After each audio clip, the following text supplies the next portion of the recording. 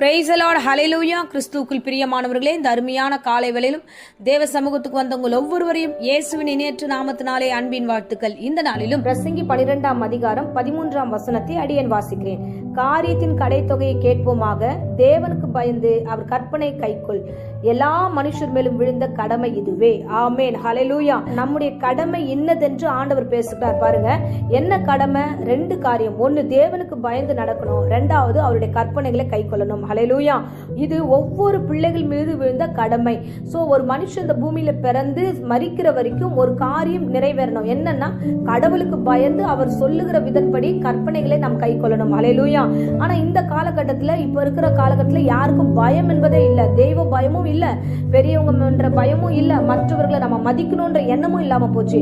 வாலிப பிள்ளைகளாகட்டும், பெரியவங்களை பார்த்தா மதிக்கிறதும் கிடையாது. பெரியவங்களாகட்டும், சோ நான் தான் பெரியவங்களாச்சா, நான் ஏன் கடவுளுக்கு பயப்படணும் அப்படின்ற எண்ணத்துல இருக்கிறோம். சோ யாருக்கும் ஒருத்தருக்கு ஒருத்தர் சலைச்சவங்க இல்லைன்ற மாதிரி இந்த காலகட்டத்துல ஜனங்கள் எல்லாம் மாறி போயாச்சு. இல்ல நம்ம ஒரு காரியத்துல தெளிவாய் புரிந்து கொள்ள வேண்டும். நம்ம ஆண்டவருக்கு பயந்து நடக்கிற பிள்ளைகளா இருக்க வேண்டும். நான் ஏன் பயப்படணும் அப்படின்னு ஒரு கேள்வி வருதுன்னா, ஏன் பயப்படணும் அப்படின்னா, நியாயாதிபதியாக கர்த்தர் இந்த உலகத்துல வருவார்.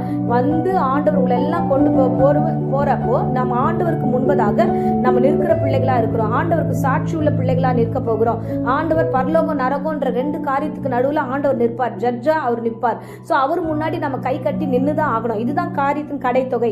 கடைசியில நீ எங்க வந்துதான் நிக்கணும்? கடவுளுக்கு முன்னாடி வந்து நின்னுதான் ஆகணும். பாருங்க, அதுக்குதான் 14வது வசனத்துல வசனம் சொல்லுகிறது, ஒவ்வொரு கிரியையும் அந்தரங்கமான ஒவ்வொரு காரியமும் நன்மையானாலும் சரி தீமையானாலும் தேவன் நியாயத்திலே கொண்டு வருவார். ஆமேன், ஹல்லேலூயா.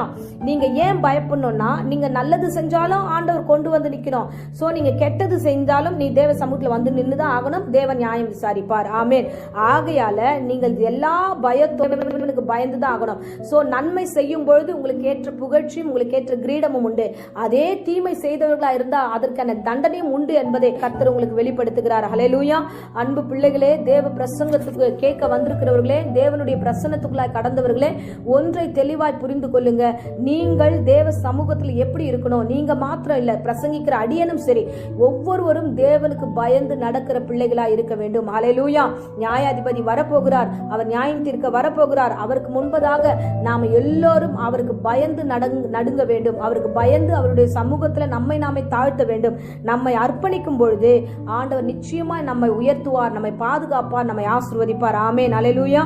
பாருங்க, பழைய ஏற்பாட்டுல யோபு குறித்து வசனம் சொல்லுகிறது, அவன் தேவனுக்கு பயந்து பொல்லாப்புக்கு விலகுகிறவனா இருந்தான். தேவன் ஒரு சாட்சியை யோபு குறித்து கர்த்தர் சொல்லுகிறார். ஆமென். அந்த மாதிரி இந்த பிரசங்கத்தை கேட்கிற அருமையான பிள்ளைகளை, உங்களை குறித்து வருங்காலத்துல கர்த்தர் சாட்சி சொல்லணும். என் பிள்ளை எப்பயுமே என்னை பார்த்து பயத்தோடு பக்தியோடு தன்னுடைய ஆவிக்குரிய ஜீவியத்தை நடத்துறாங்க அப்படின்னு ஆண்டவர் உங்களை குறித்து ஒரு சாட்சி சொல்லணும். ஆமென், ஹல்லேலூயா. சோ தேவன் தாமே உங்களை ஆசீர்வதிக்கணும்னா நீங்க சகல விதத்திலும் பயபக்தி உள்ள பிள்ளைகளா இருக்க வேண்டும். யோபு சகல விதத்திலும் தேவனுக்கு பயந்து நடந்தபடினால இரட்டத்தனையாய் ஆசீர்வதிக்கப்பட்டான் என்று வேதம் சொல்லுகிறது. உங்களை கர்த்தர் ஆசீர்வதிக்கணும்னா, தேவ பிரசன்னம் உங்களோடு கூட இருக்கணும்னா, நிச்சயமாய் அவருக்கு பயந்து நடுங்குகிற பிள்ளைகளா இருக்க வேண்டும்.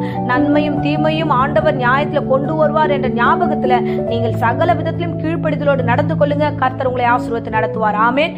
இப்பொழுதும் அடியேன் உங்களுக்காக ஜெபிக்கிறேன். அன்பு ரட்சகா, இந்த அருமையான வேளையில அன்பு பிள்ளைகளுக்காக ஜெபிக்கிற ராஜா, ஆண்டவரே, இந்த வேளையிலும் அப்பா பயத்தோடு பக்தியோடு உமக்கு கீழ்ப்படிந்து நடக்கக்கூடிய கிருபைகளை கட்டளையிடுவீராக. பயப்படக்கூடாதபடிக்கு எல்லா விதமான நிர்விசாரத்தின் ஆவிகளையும் தேவையற்ற பிசாசுடைய தந்திரங்களையும் இயேசுவின் நாமத்திலே சபித்து கட்டுகிறேன். தேவனுக்கும் பெற்றோர்களுக்கும் ஆண்டவரே பெரியவர்களுக்கும் கீழ்ப்படுகிற ஞானமும் அறிவும் எங்கள் பிள்ளைகள் ஒவ்வொருவருக்கும் நீர் கட்டளையிடும். ஆசீர்வதியும் தொடர்ந்து வழிநடத்தும் காத்துக்கொள்ளும். இயேசுவின் நேற்று நாமத்திலே ஜெபித்து ஒப்புக் கொடுக்கிறேன். ஜீவனுள்ள நல்ல பிதாவே. Amen, amen. Praise the Lord.